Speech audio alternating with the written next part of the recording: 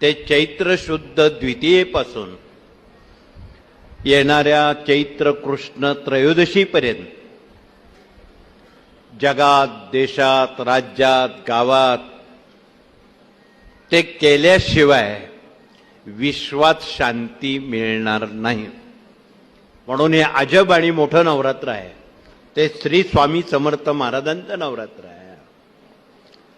आणि या नवरात्राचा सांगता समारोह आपण तारीख 9 एप्रिल ते 15 एप्रिल या काळात अखंड जप यज्ञ नामसप्ताह करणार आहोत.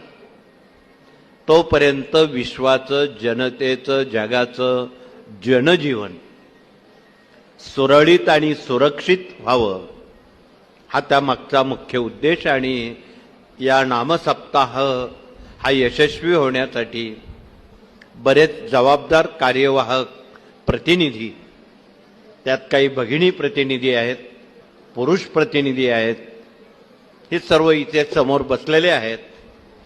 आणि दुपारच्या सत्रामध्ये त्यांना केंद्रनिहाय सुरक्षा कवचाचं श्रीफळ दिलं जाणार आहे. आणि या 7 दिवसामध्ये गुरुवारी 9 एप्रिलला मंडल स्थापना यज्ञभूमीत होईल. दुसऱ्या दिवशी गणेश याग, मनोबोध याग असेल. तिसऱ्या दिवशी शनिवारी चंडी याग असेल. चौथ्या दिवशी स्वामी याग असेल. 5व्या दिवशी एकादशी असल्यामुळं गीताई याग असेल. पुढचा दिवस मंगळवार 14 एप्रिलला आपण रुद्रयाग, मल्हारी याग करणार आहोत. आणि बुधवारी नित्याचे स्वाहाकार आटोपून बली, पूर्णाहुती, सत्यदत्त पूजन आणि देवता विसर्जन सालाबादाप्रमाणे तथा पूर्व परंपरेनुसार आपण अखंड जप यज्ञ नामसप्ताह करणार आहोत. ज्या ज्या ठिकाणी दैनिक आणि साप्ताहिक केंद्र आहेत त्या त्या ठिकाणी यथाशक्ती यथामती आपण सर्वांपर्यंत या सूचना द्याव्यात.